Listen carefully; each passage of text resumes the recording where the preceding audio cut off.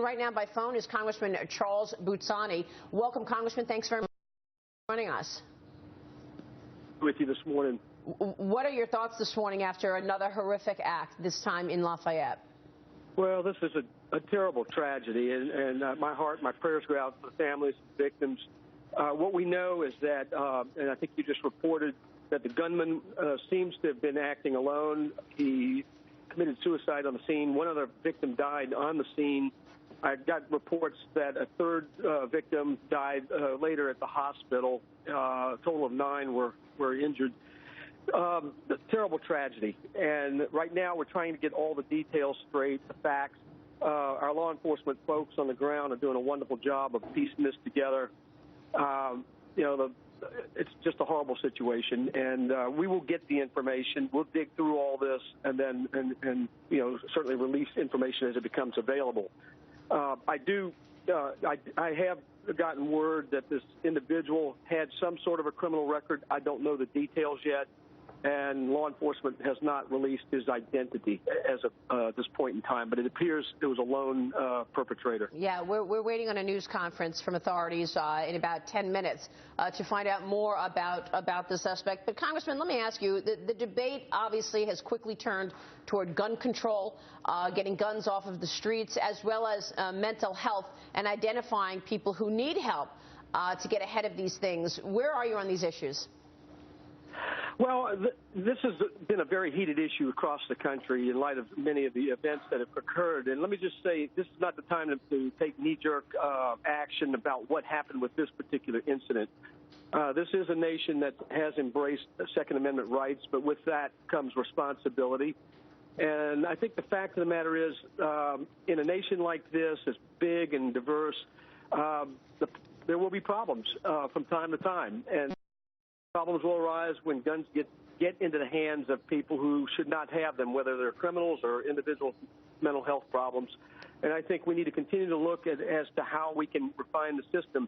But, you don't want to run to the opposite side of this deal, of this argument, and abridge the rights of individuals that are enshrined in our Constitution. So I think this is an important debate to have. I think we need to be sober about it and thoughtful.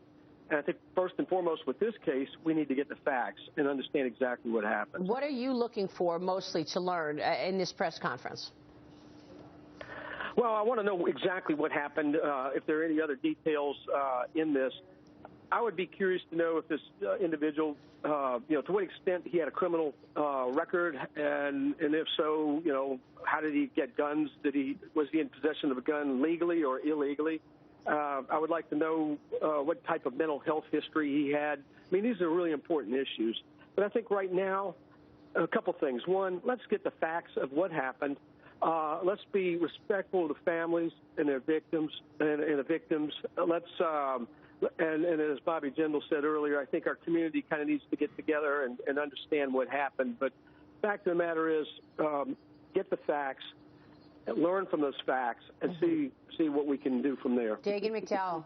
Congressman, because we have gun laws in this country. There's a 3-day waiting period. And in the case of the shooter in Charleston, South Carolina, Dylan Roof, he should not have had a gun. The FBI conceding that the National Criminal Background Check System and the examiner missed the fact that he had admitted to drug possession. So why should the focus initially be on making sure that the laws that we have today and the checks and balances that we have in place today actually work? And that's been my official position in all of this. We do have gun laws, and the key is to ensure that those gun laws are tight, they work, and that people don't slip around, and that the system works. Fact is, we don't want guns getting into the hands of criminals and people with repeat criminal offenses.